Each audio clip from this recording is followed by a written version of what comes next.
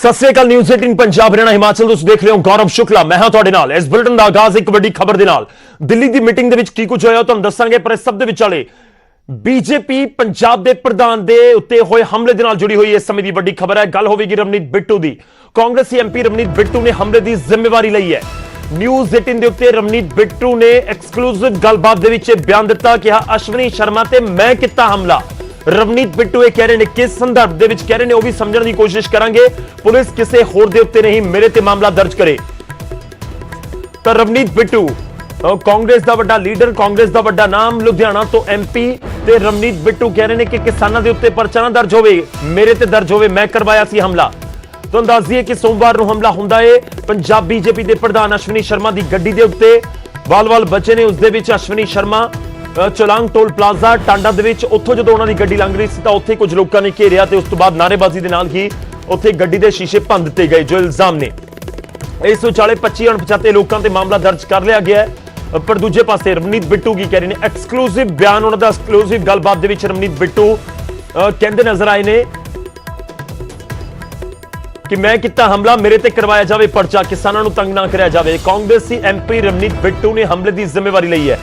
ਇਸ ਨੂੰ ਸਮਝਣ ਦੀ ਕੋਸ਼ਿਸ਼ ਕਰਨ ਦੀ ਵੀ ਜ਼ਰੂਰਤ ਹੈ ਕਿ ਵਾਕਈ ਹੀ ਸਿੱਧਾ ਇਹ ਸਮਝਿਆ ਜਾਵੇ ਕਿ ਰਵਨੀਤ ਬਿੱਟੂ ਸੀ, ਉਹਨਾਂ ਦੇ ਸਾਥੀ ਸੀ ਜਿਨ੍ਹਾਂ ਨੇ ਜਾ ਕੇ ਹਮਲਾ ਕਰ ਦਿੱਤਾ, ਜਾਂ ਕੀ ਕਹਿਣਾ ਚਾਹੁੰਦੇ ਨੇ ਰਵਨੀਤ ਬਿੱਟੂ ਉਹ ਵੀ ਅਸੀਂ ਤੁਹਾਨੂੰ ਦੱਸਾਂਗੇ। ਪਰ ਆਪਣੇ ਆਪ ਦੇ ਵਿੱਚ ਵੱਡੀ ਖਬਰ ਜ਼ਰੂਰ ਹੈ ਕਿ ਜੇਕਰ ਇਸ ਤਰੀਕੇ ਦੇ ਹਾਲਾਤ ਬਣੇ ਨੇ ਪੰਜਾਬ ਦੇ ਵਿੱਚ ਕਿ ਇੱਕ ਪ੍ਰਧਾਨ ਦੇ ਉੱਤੇ, ਪਾਰਟੀ ਦੇ ਸਟੇਟ ਇਕਾਈ ਦੇ ਪ੍ਰਧਾਨ ਦੇ ਉੱਤੇ ਹਮਲਾ ਹੁੰਦਾ ਹੈ ਤੇ ਉਸ ਤੋਂ ਬਾਅਦ ਇਲਜ਼ਾਮਾਂ ਦੇ ਘੇਰੇ ਦੇ ਵਿੱਚ ਕਾਂਗਰਸ ਨੂੰ ਲਿਆ ਕੇ ਖੜਾ ਕਰ ਦਿੱਤਾ ਜਾਂਦਾ ਹੈ।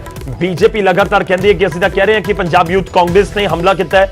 ਦੂਜੇ ਪਾਸੇ ਕਿਸਾਨਾਂ ਨੂੰ ਬਦਨਾਮ ਕਰਨ ਦੀ ਕੋਸ਼ਿਸ਼ ਹੈ। ਇਹ ਗੱਲ ਬੀਜੇਪੀ ਵੀ ਕਹਿੰਦੀ ਹੈ, ਇਹ ਗੱਲ ਕਾਂਗਰਸ ਵੀ, ਆਮ ਆਦਮੀ ਪਾਰਟੀ ਵੀ। ਪਰ ਇਸ ਸਭ ਦੇ ਵਿਚਾਲੇ ਰਵਨੀਤ ਬਿੱਟੂ ਦੀ ਇਹ ਸਟੇਟਮੈਂਟ ਆਪਣੇ ਆਪ ਦੇ ਵਿੱਚ ਲਾਜ਼ਮੀ ਤੌਰ ਤੇ ਵੱਡੀ ਹੈ। ਬਿੱਟੂ ਕਹਿ ਰਹੇ ਨੇ ਮੇਰੇ ਉੱਤੇ ਪਰਚਾ ਦਰਜ ਕਰੋ, ਮੈਂ ਕੀਤਾ ਹਮਲਾ, ਮੈਂ ਕਰਵਾਇਆ ਹਮਲਾ, ਕਿਸਾਨਾਂ ਦੇ ਉੱਤੇ ਕੋਈ ਨਾ ਪਰਚਾ ਦਰਜ ਕੀਤਾ ਜਾਵੇ।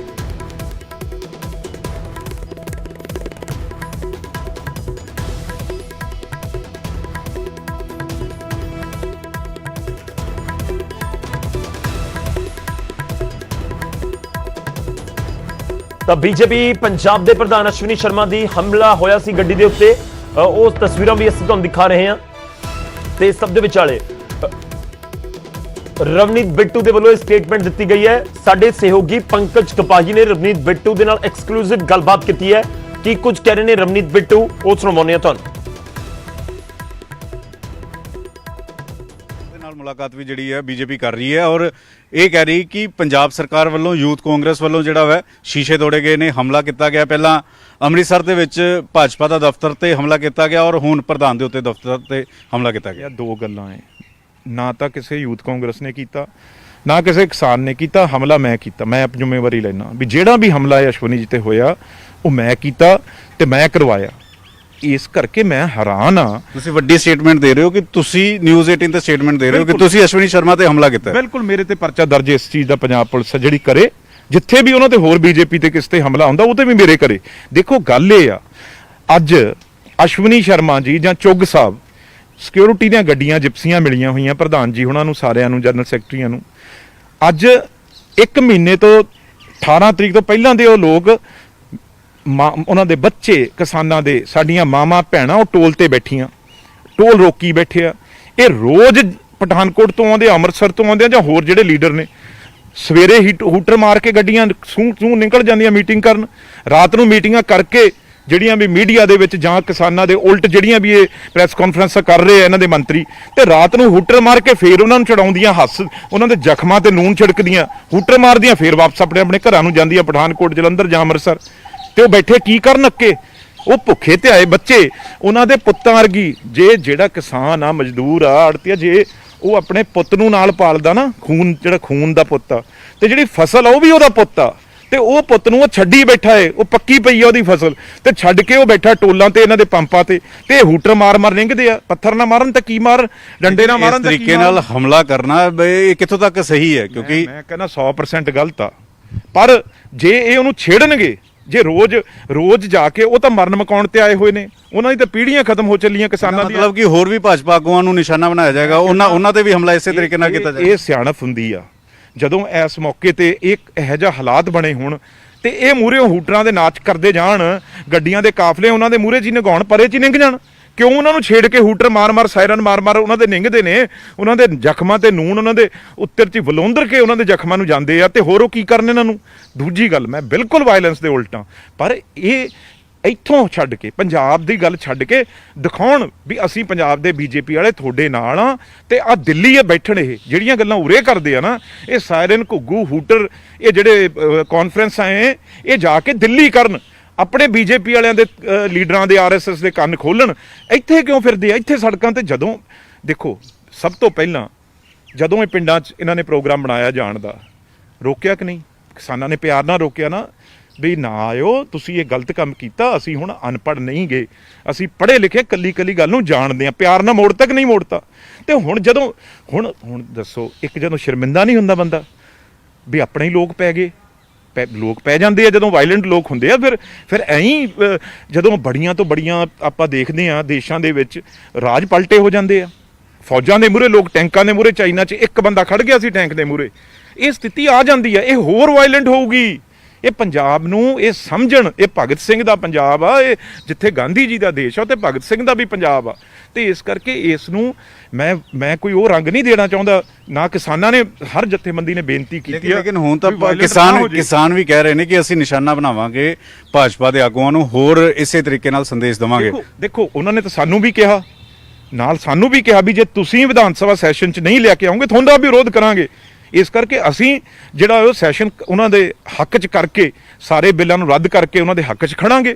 ਜੇ ਹੁਣ ਦੇਖੋ, ਇਹ ਤਾਂ ਲੋਕਾਂ ਨੇ ਪਛਾਣ ਕਰਨੀ ਆ ਨਾ ਵੀ ਇਸ ਵੇਲੇ ਜਦੋਂ, ਯਾਰ ਤੁਸੀਂ ਇੱਕ ਗੱਲ ਸੁਣ ਲਓ, ਕਿਸੇ ਦੇ ਜ਼ਮੀਨ ਦੇ, ਕਿਸੇ ਦੇ ਫਾਈਨੈਂਸ਼ੀਅਲ, ਤੁਸੀਂ ਇਸ ਗੱਲ ਨੂੰ ਸਮਝੋ, ਇੱਕ ਤਾਂ ਗੁਰੂ ਨਾਨਕ ਦੀ ਖੇਤੀ ਆ ਇਹ, ਇੱਕ ਤਾਂ ਉਹ ਜੁੜੇ ਹੋਏ ਆ, ਇੱਕ ਫਾਈਨੈਂਸ਼ੀਅਲ ਜਿਹੜਾ ਕਿ ਸਾਡਾ ਹਰੇਕ ਦਾ ਜਿਹੜਾ ਇਹ ਦਾਲ ਰੋਟੀ ਪਾਣੀ ਇਹਦੇ ਨਾਲ ਚੱਲਦਾ। ਤੁਸੀਂ ਤਾਂ ਉਹ ਪਾਈਪ ਉਹ ਸੰਘੀ ਘੁੱਟਤੀ, ਤੇ ਹੁਣ ਮਰਦਾ ਕੀ ਨਹੀਂ ਕਰੂਗਾ? ਤੁਸੀਂ ਕੀ ਸੋਚਦੇ ਹੋ? ਇਹ ਵਾਇਲੈਂਟ ਹੋਇਆ, ਮੱਲੋ ਮੱਲੀ ਹੋ ਗਿਆ। ਅੱਗੇ ਵੀ ਬੀਜੇਪੀ ਵਾਲੇ ਇੱਥੇ ਫਿਰਦੇ ਸੀ ਲੀਡਰ, ਅੱਗੇ ਹੋਰ ਵੀ ਤਿੱਖਾ ਹੋ ਸਕਦਾ, ਹੋਰ ਵੀ ਇਸੇ ਤਰੀਕੇ ਨਾਲ ਘਟਨਾਵਾਂ ਹੋ ਸਕਦੀਆਂ। ਸ਼ਰਮਿੰਦੇ ਹੋ ਕੇ ਗਵਰਨਰ ਸਾਹਿਬ ਨੂੰ ਮਿਲਣ, ਯੂਥ ਕਾਂਗਰਸ ਦਾ ਨਾਂ ਲਾਉਣ, ਜਿਹਦਾ ਮਰਜ਼ੀ ਨਾਂ ਲਾਉਣ, ਪਰ ਪੁਲਿਸ ਨੂੰ ਮੇਰੀ ਬੇਨਤੀ ਆ, ਬਿਲਕੁਲ ਨਾ ਐਵੇਂ ਉਹਨਾਂ ਦੀਆਂ ਵੀਡੀਓ ਕੱਢ ਕੇ ਕਿਸੇ ਕਿਸਾਨ ਨੂੰ ਹੱਥ ਲਾਉਣ। 25 ਮਾਮਲਿਆਂ ਤੇ 25 ਲੋਕਾਂ। ਤਾਂ ਰਵਨੀਤ ਬਿੱਟੂ ਦੇ ਵੱਲੋਂ ਬੀਜੇਪੀ ਨੂੰ ਨਿਸ਼ਾਨੇ ਦੇ ਉੱਤੇ ਲਿਆ ਜਾ ਰਿਹਾ ਹੈ। ਖੇਤੀ ਕਾਨੂੰਨਾਂ ਨੂੰ ਲੈ ਕੇ ਬੀਜੇਪੀ ਨੂੰ ਘੇਰਨ ਦੀ ਕੋਸ਼ਿਸ਼ ਰਵਨੀਤ ਬਿੱਟੂ ਕਰਦੇ ਨਜ਼ਰ ਆਏ ਨੇ, ਤੇ ਇਹ ਵੀ ਕਿਹਾ ਕਿ ਲੋਕਾਂ ਦਾ ਗੁੱਸਾ ਸਾਫ਼ ਤੌਰ ਤੇ ਬੀਜੇਪੀ ਦੇ ਖਿਲਾਫ, ਬੀਜੇਪੀ ਆਗੂਆਂ ਦੇ ਖਿਲਾਫ ਜੋ ਨਜ਼ਰ ਆ ਰਿਹਾ ਹੈ। ਅਸ਼ਵਨੀ ਸ਼ਰਮਾ ਦੀ ਕਾਰ ਦੇ ਉੱਤੇ ਹਮਲਾ ਹੋਇਆ ਸੀ। ਰਵਨੀਤ ਬਿੱਟੂ ਨੇ ਇਹ ਗੱਲਬਾਤ ਨਿਊਜ਼ 18 ਦੇ ਨਾਲ ਕੀਤੀ ਹੈ, ਤੇ ਇਸ ਦੇ ਵਿੱਚ ਉਹ ਜ਼ਿਕਰ ਕਰਦੇ ਨਜ਼ਰ ਆਏ ਨੇ ਕਿ ਜੇਕਰ ਇਹ ਹਾਲਾਤ ਬਣ ਰਹੇ ਨੇ ਇਸ ਸਮੇਂ ਪੰਜਾਬ ਦੇ ਵਿੱਚ, ਪੰਜਾਬ ਦੇ ਆਗੂਆਂ ਦੇ ਲਈ, ਤਾਂ ਇਸ ਦੇ ਬਾਰੇ ਜ਼ਰੂਰ ਸੋਚਣਾ ਚਾਹੀਦਾ ਹੈ ਬੀਜੇਪੀ ਦੇ ਆਗੂਆਂ ਨੂੰ ਕਿ ਆਖਿਰ ਇਸ ਤਰੀਕੇ ਦੀ ਹਾਲਾਤ ਕਿਉਂ ਬਣ ਗਏ। ਕਿਉਂਕਿ ਬੀਜੇਪੀ ਦੇ ਆਗੂ ਤਾਂ ਪਹਿਲਾਂ ਵੀ ਪੰਜਾਬ ਦੇ ਵਿੱਚ ਜ਼ਰੂਰ ਜਾਂਦੇ ਸੀ, ਵੱਖ-ਵੱਖ ਥਾਵਾਂ ਦੇ ਉੱਤੇ ਪੂਰੇ ਪੰਜਾਬ ਦੇ ਵਿੱਚ ਘੁੰਮਦੇ ਸੀ, ਕੋਈ ਦਿੱਕਤ ਨਹੀਂ ਹੈ। ਤੇ ਜ਼ਰੂਰ ਮੰਥਨ ਕਰਨ ਦੀ ਜ਼ਰੂਰਤ ਹੈ ਕਿ ਬੀਜੇਪੀ ਨੂੰ ਅਜਿਹੀ ਸਥਿਤੀ ਦਾ ਸਾਹਮਣਾ ਕਿਉਂ ਕਰਨਾ ਪੈ ਰਿਹਾ ਹੈ ਬੀਜੇਪੀ ਦੇ ਆਗੂਆਂ ਨੂੰ।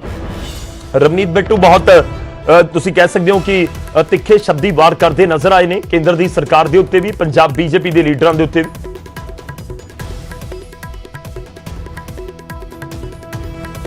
ਤਰੁਣ ਚੁੱਗ ਇਸ ਸਮੇਂ ਸਾਡੇ ਨਾਲ ਫੋਨ ਲਾਈਨ ਤੇ ਪੇਸ਼ ਨੇ, ਸਾਡੇ ਨਾਲ ਜੁੜ ਰਹੇ ਨੇ ਤਰੁਣ ਚੁੱਗ, ਕੌਮੀ ਜਨਰਲ ਸਕੱਤਰ ਨੇ ਬੀਜੇਪੀ ਦੇ ਸੀਨੀਅਰ ਲੀਡਰ। ਚੁੱਗ ਸਾਹਿਬ ਸਵਾਗਤ ਹੈ ਤੁਹਾਡਾ, ਰਿਐਕਸ਼ਨ ਚਾਹਾਂਗੇ। ਰਵਨੀਤ ਬਿੱਟੂ ਕਹਿ ਰਹੇ ਨੇ ਕਿ ਮੇਰੇ ਤੇ ਕਰਾ ਦਿਓ ਪਰਚਾ, ਕਿਸਾਨਾਂ ਨੂੰ ਤੰਗ ਨਾ ਕਰੋ, ਮੈਂ ਕਰਵਾਇਆ ਹਮਲਾ, ਮੇਰੇ ਤੇ ਕਰਵਾ ਦਿਓ ਪਰਚਾ। ऐसा कि उन्होंने यह बयान जाके कैप्टन साहब ਨੂੰ ਲਿਖਤ ਦੇਣ ਕਿੰਨੇ ਕਰਾਇਆ ਕਿੰਨੇ ਨਹੀਂ ਕਰਾਇਆ। ਸਾਡੇ ਕੋਲ ਪ੍ਰੂਫ ਨੇ ਕਿ ਕਾਂਗਰਸ ਦੇ ਕਿਹੜੇ ਲੀਡਰ ਉਹ ਚ ਸ਼ਾਮਲ ਨੇ।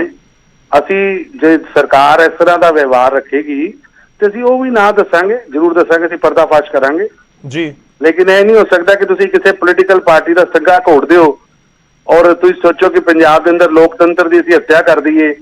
ਇਹ ਨਹੀਂ ਚੱਲਣ ਵਾਲਾ। ਤੁਸੀਂ ਪੋਲੀਟੀਕਲ ਪਾਰਟੀ ਦੇ ਪ੍ਰੈਜ਼ੀਡੈਂਟ ਤੇ ਹਮਲਾ ਕਰੋ, ਪੋਲੀਟੀਕਲ ਪਾਰਟੀਆਂ ਦੇ ਦਫ਼ਤਰ ਤੇ ਯੂਥ ਕਾਂਗਰਸ ਦੇ ਲੀਡਰ ਵਰਕਰ ਹਮਲਾ ਕਰਨ, ਤੇ ਇਹ ਕਿਸ ਤਰ੍ਹਾਂ ਚੱਲੇਗਾ? ਨਹੀਂ, ਉਹ ਕਹਿ ਰਹੇ ਨੇ ਕਿ ਬੀਜੇਪੀ ਦੇ ਆਗੂ ਤਾਂ ਪਹਿਲਾਂ ਵੀ ਪੰਜਾਬ 'ਚ ਜਾਂਦੇ ਹੀ ਸੀ, ਹਰ ਥਾਂ ਦੇ ਉੱਤੇ ਜਾਂਦੇ ਸੀ, ਕੋਈ ਦਿੱਕਤ ਨਹੀਂ ਸੀ, ਤੇ ਬੀਜੇਪੀ ਨੂੰ ਇਹ ਸਮਝਣ ਦੀ ਜ਼ਰੂਰਤ ਹੈ ਕਿ ਕਿਸਾਨ ਅੱਕੇ ਹੋਏ ਨੇ, ਦਿੱਕਤ ਆ ਉਹਨਾਂ ਨੂੰ। ਉਹ ਕਹਿ ਰਹੇ ਨੇ ਕਿ ਕਿਸਾਨਾਂ ਦਾ ਗੁੱਸਾ ਸੀ ਜੋ ਗੱਡੀ ਦੇ ਉੱਤੇ ਨਿਕਲਿਆ। ਕਿਸਾਨਾਂ ਦੇ ਉੱਤੇ ਜਿਹੜੇ ਰਾਜਨੀਤੀ ਕਰ ਰਹੇ ਨੇ, ਮੈਂ ਉਹਨਾਂ ਨੂੰ ਕਹਿੰਦਾ ਮੈਂ ਖੁੱਲੀ ਬਹਿਸ ਵਾਸਤੇ ਤਿਆਰ ਹਾਂ ਰਵਨੀਤ ਬਿੱਟੂ ਨਾਲ, ਜਿੱਥੇ ਮਰਜ਼ੀ ਮੇਰੇ ਨਾਲ ਆ ਕੇ ਬਹਿਸ ਕਰ ਲੈਣ। ਕਿਸਾਨ ਸੁਧਾਰ ਬਿੱਲਾਂ ਦੇ ਉੱਤੇ ਇੱਕ ਸ਼ਬਦ ਉਹ ਕੱਢ ਦੇਣ ਕਿ ਕਿਸਾਨਾਂ ਦੇ ਖਿਲਾਫ ਹੈ। ਵੱਡੀਆਂ ਗੱਲਾਂ ਕਰਨੀਆਂ। ਸੰਸਦ 'ਚ ਰਹਿਣ ਵਾਲਾ ਵਿਅਕਤੀ ਪਾਰਲੀਮੈਂਟ 'ਚ ਕੀ ਬੋਲੇ ਸਰ, ਇਹਨਾਂ ਨੂੰ ਪੁੱਛੋ, ਤੁਸੀਂ ਪਾਰਲੀਮੈਂਟ ਏਰੀਆ ਨੂੰ ਤੁਸੀਂ ਪਾਰਲੀਮੈਂਟ 'ਚ ਕਿਉਂ ਨਹੀਂ ਬੋਲੇ? ਔਰ ਪਾਰਲੀਮੈਂਟ 'ਚ ਬਿੱਲ ਪਾਸ ਹੋਇਆ ਹੈ ਔਰ ਤੁਸੀਂ ਉਹਨੂੰ ਕਹਿ ਰਹੇ ਹੋ ਕਿਸਾਨ ਵਿਰੋਧੀ ਬਿੱਲ ਹੈ। ਮੈਂ ਕਹਿੰਦਾ ਇੱਕ ਸ਼ਬਦ ਕੱਢ ਦੇਣ ਉਹਦੇ ਵਿੱਚੋਂ ਕਿ ਇਹ ਕਿਸਾਨ ਵਿਰੋਧੀ ਸ਼ਬਦ ਹੈਗਾ, ਮੈਂ ਜੀ। ਓਪਨ ਬਹਿਸ ਵਾਸਤੇ ਤਿਆਰ ਹਾਂ, ਤੁਹਾਡੇ ਚੈਨਲ ਤੇ ਬਹਿਸ ਵਾਸਤੇ ਤਿਆਰ ਹਾਂ।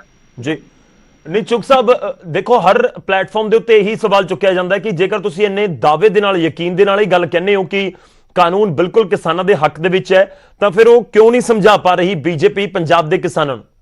ਸਮਝਾ ਰਹੇ ਹਾਂ, ਲੇਕਿਨ ਝੂਠ ਹੀ ਇੰਨਾ ਬੋਲਦੀ, ਤੁਹਾਨੂੰ ਤੁਹਾਡੇ ਚੈਨਲ ਤੇ ਝੂਠ ਬੋਲਦੇ ਕਿ ਕਿਸਾਨਾਂ ਦਾ ਗਲਾ ਘੋਟਿਆ ਗਿਆ। ਮੈਂ ਉਹਨਾਂ ਨੂੰ ਕਹਿੰਦਾ ਇੱਕ ਸ਼ਬਦ ਦੱਸਣ ਇਹ 'ਚ, ਇੱਕ ਮੈਂਬਰ ਆਫ ਪਾਰਲੀਮੈਂਟ ਹਾਈਟ ਦਾ ਝੂਠ ਬੋਲ ਰਿਹਾ, ਇੱਕ ਕੰਨੇ ਸੰਘਾ ਘੋੜਤਾ।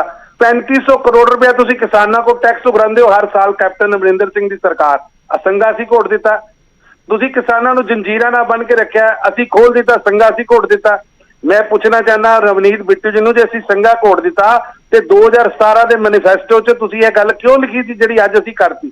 2019 ਦੇ ਮੈਨੀਫੈਸਟੋ 'ਚ ਅਸੀਂ ਜਿਹੜੀ ਗੱਲ ਤੁਸੀਂ ਲਿਖੀ ਸੀ ਅਸੀਂ ਕਰਤੀ, ਤੁਸੀਂ ਕਿਉਂ ਲਿਖੀ ਸੀ? ਇਹਦਾ ਮਤਲਬ ਸੋਨੀਆ ਗਾਂਧੀ ਜੀ ਝੂਠ ਬੋਲ ਰਹੀ ਸੀ, ਮਨਮੋਹਨ ਸਿੰਘ ਜੀ ਗਲਤ ਕਰ ਰਹੇ ਸੀ। ਲੇਕਿਨ ਸਵਾਲ ਹੈਗਾ ਕਿ 90,000 ਕਰੋੜ ਦਾ ਕਿਸਾਨੀ ਕਰਜ਼ਾ ਅੱਜ ਤੱਕ ਮਾਫ ਨਹੀਂ ਹੋਇਆ। ਕਦੀ ਰਵਨੀਤ ਬਿੱਟੂ ਨੇ ਆ ਕੇ ਪ੍ਰੈਸ ਨਹੀਂ ਕੀਤੀ ਕੈਪਟਨ ਅਮਰਿੰਦਰ ਸਿੰਘ ਨੂੰ ਪੁੱਛਣ ਜੀ ਕਿ ਕੈਪਟਨ ਸਾਹਿਬ 90,000 ਕਰੋੜ ਦਾ ਕਿਸਾਨੀ ਕਰਜ਼ਾ ਮਾਫ ਕੀਤਾ ਸੀ, ਅੱਜ ਤੱਕ ਮਾਫ ਨਹੀਂ ਹੋਇਆ। ਕਿਉਂ ਨਹੀਂ ਹੋਇਆ? ਤੁਸੀਂ ਵਾਅਦਾ ਕੀਤਾ ਸੀ। ਔਰ ਰਵਨੀਤ ਬਿੱਟੂ ਜੀ ਜਿਸ ਮੈਨੀਫੈਸਟੋ 'ਚ ਮੈਂਬਰ ਆਫ ਪਾਰਲੀਮੈਂਟ ਬਣੇ ਨੇ 2019 ਦਾ ਕਾਂਗਰਸ ਦਾ ਮੈਨੀਫੈਸਟੋ, ਜਿਹਦੇ ਆਧਾਰ ਤੇ ਜਨਤਾ ਨੇ ਉਹਨਾਂ ਨੂੰ ਵੋਟਾਂ ਦਿੱਤੀਆਂ, ਉਹਦੇ ਵਿੱਚ ਲਿਖਿਆ ਕਾਂਗਰਸ ਨੇ ਕਿ ਅਸੀਂ APBMC ਐਕਟ ਦੇ ਵਿੱਚ ਬਦਲ ਲਿਆਵਾਂਗੇ, ਬਾਹਰ ਦੀ ਮਾਰਕੀਟ ਖੋਲਾਂਗੇ, ਇੱਕ ਦੇਸ਼ਿਕ ਮਾਰਕੀਟ ਕਰਾਂਗੇ। ਜੀ ਅਸੀਂ ਸਵਾਮੀਨਾਥਨ ਕਮਿਸ਼ਨ ਦੀਆਂ ਰਿਪੋਰਟਾਂ ਲਾਗੂ ਕੀਤੀਆਂ ਨੇ।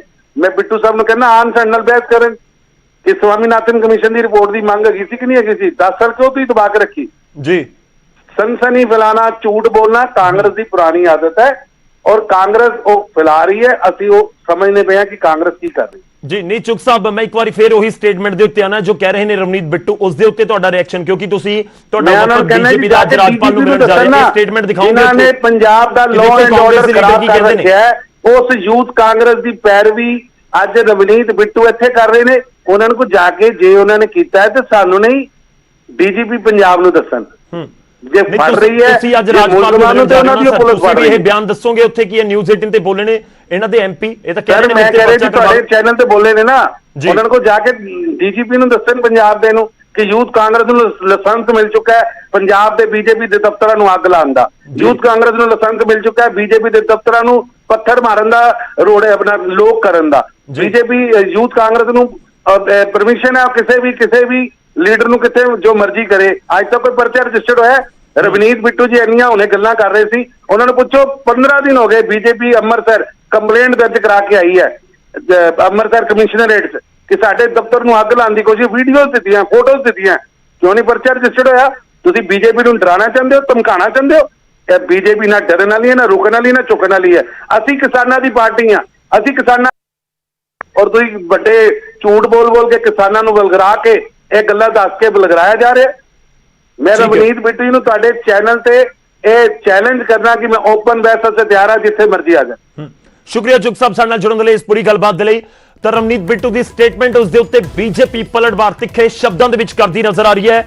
ਤਰੁਣ ਚੁੱਕ ਕਹਿ ਰਹੇ ਨੇ ਕਿ ਓਪਨ ਚੈਲੰਜ ਰਵਨੀਤ ਬਿੱਟੂ ਨੂੰ, ਤੇ ਜੇਕਰ ਰਵਨੀਤ ਬਿੱਟੂ ਵੀ ਸੁਣ ਰਹੇ ਨੇ ਤਾਂ ਉਮੀਦ ਹੈ ਕਿ ਉਹ ਵੀ ਜ਼ਰੂਰ ਜਵਾਬ ਦੇਣਗੇ ਕਿ ਵਾਕਈ ਹੀ ਨਿਊਜ਼ 18 ਦੇ ਉੱਤੇ ਆਉਂਦੇ ਨੇ ਦੋਵੇਂ ਆਗੂ ਬਹਿਸ ਦੇ ਲਈ।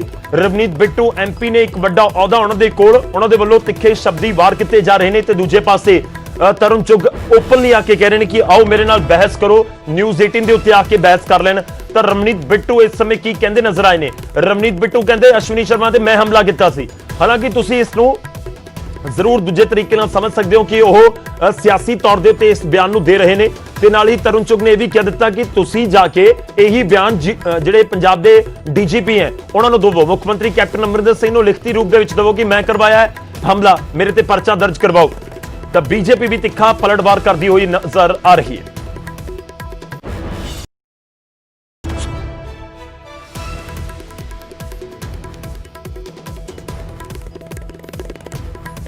ਕਾਂਗਰਸ ਦੇ ਉੱਤੇ ਲੱਗ ਰਿਹਾ, ਅੱਜ ਗਵਰਨਰ ਦੇ ਨਾਲ ਮੁਲਾਕਾਤ ਵੀ ਜਿਹੜੀ ਹੈ BJP ਕਰ ਰਹੀ ਹੈ ਔਰ ਇਹ ਕਹਿ ਰਹੀ ਕਿ ਪੰਜਾਬ ਸਰਕਾਰ ਵੱਲੋਂ ਯੂਥ ਕਾਂਗਰਸ ਵੱਲੋਂ ਜਿਹੜਾ ਵਾ ਸ਼ੀਸ਼ੇ ਤੋੜੇ ਗਏ ਨੇ, ਹਮਲਾ ਕੀਤਾ ਗਿਆ। ਪਹਿਲਾਂ ਅੰਮ੍ਰਿਤਸਰ ਦੇ ਵਿੱਚ ਭਾਜਪਾ ਦਾ ਦਫ਼ਤਰ ਤੇ ਹਮਲਾ ਕੀਤਾ ਗਿਆ ਔਰ ਹੁਣ ਪ੍ਰਧਾਨ ਦੇ ਉੱਤੇ ਦਫ਼ਤਰ ਤੇ ਹਮਲਾ ਕੀਤਾ ਗਿਆ। ਇਹ ਦੋ ਗੱਲਾਂ ਹੈ, ਨਾ ਤਾਂ ਕਿਸੇ ਯੂਥ ਕਾਂਗਰਸ ਨੇ ਕੀਤਾ, ਨਾ ਕਿਸੇ ਕਿਸਾਨ ਨੇ ਕੀਤਾ ਹਮਲਾ, ਮੈਂ ਕੀਤਾ। ਮੈਂ ਆਪ ਜ਼ਿੰਮੇਵਾਰੀ ਲੈਣਾ ਵੀ ਜਿਹੜਾ ਵੀ ਹਮਲਾ ਹੈ ਅਸ਼ਵਨੀ ਜੀ ਤੇ ਹੋਇਆ ਉਹ ਮੈਂ ਕੀਤਾ ਤੇ ਮੈਂ ਕਰਵਾਇਆ।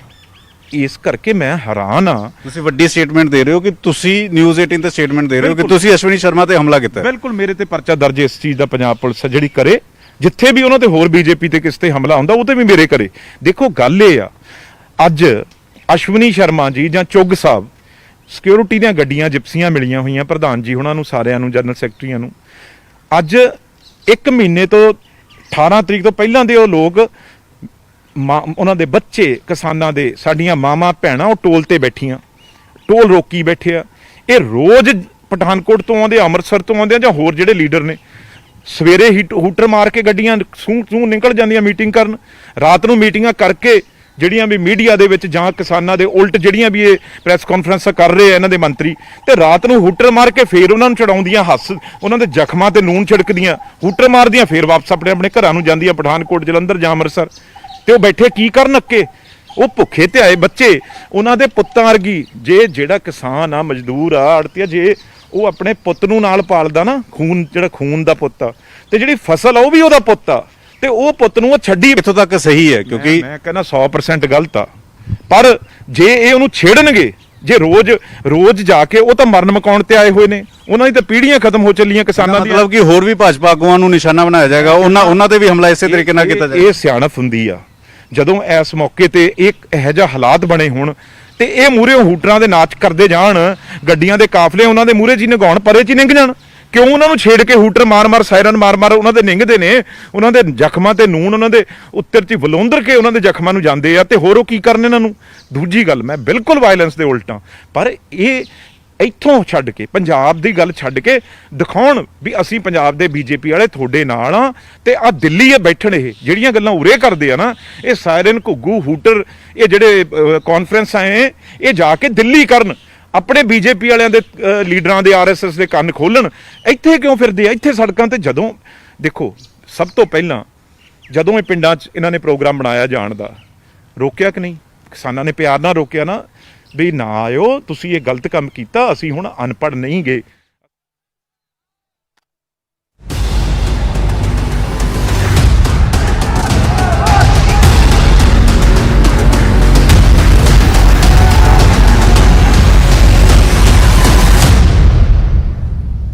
ਅੱਗੇ ਵਧਦੇ ਇਸ ਸਮੇਂ ਇੱਕ ਵੱਡੀ ਖਬਰ ਆ ਰਹੀ ਹੈ, ਉਸ ਦਾ ਰੁਖ ਕਰਦੇ ਹਾਂ। ਪੰਜਾਬ ਕੈਬਨਿਟ ਦੇ ਵੱਲੋਂ 1 ਲੱਖ ਸਰਕਾਰੀ ਨੌਕਰੀਆਂ ਨੂੰ ਹਰੀ ਝੰਡੀ ਦਿੱਤੀ ਗਈ ਹੈ। ਜੀ ਹਾਂ, ਕੈਬਨਿਟ ਦੀ ਬੈਠਕ, ਉਸ ਦੇ ਵਿੱਚ 1 ਲੱਖ ਸਰਕਾਰੀ ਨੌਕਰੀਆਂ ਨੂੰ ਮਨਜ਼ੂਰੀ। ਪੰਜਾਬ ਦੀ ਸਰਕਾਰ ਦੇ ਵੱਲੋਂ ਪੰਜਾਬ ਦੇ ਨੌਜਵਾਨਾਂ ਦੇ ਲਈ ਇਸ ਸਮੇਂ ਦੀ ਵੱਡੀ ਖਬਰ, ਮਾਰਚ 2022 ਤੱਕ ਸਰਕਾਰੀ ਨੌਕਰੀਆਂ ਦੇਣ ਦਾ ਐਲਾਨ ਕੀਤਾ ਗਿਆ। ਅਗਲੇ ਸਾਲ ਆਜ਼ਾਦੀ ਦਿਹਾੜੇ ਦੇ ਉੱਤੇ 50,000 ਨੌਕਰੀਆਂ ਦਾ ਐਲਾਨ।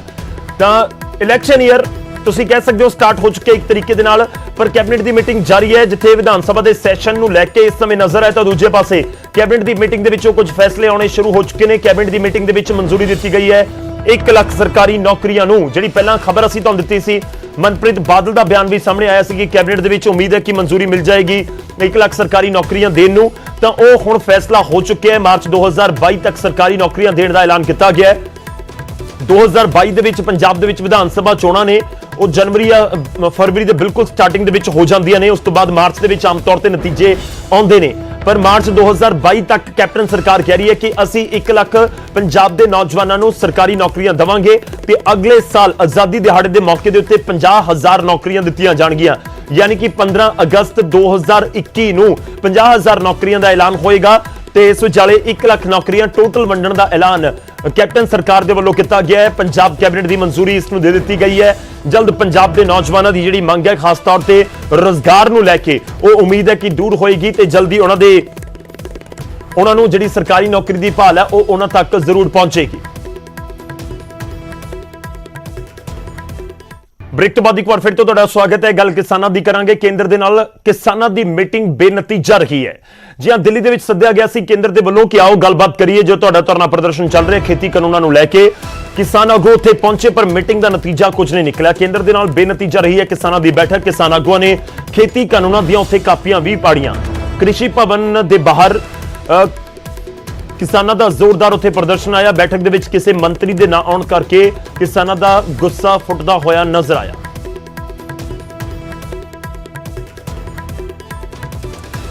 ਇਸ ਸਮੇਂ ਸਾਡੇ ਨਾਲ ਕੇਂਦਰੀ ਮੰਤਰੀ ਸੋਮ ਪ੍ਰਕਾਸ਼ ਜੀ ਜੁੜ ਗਏ ਨੇ। ਸੋਮ ਪ੍ਰਕਾਸ਼ ਜੀ, ਸਵਾਗਤ ਹੈ।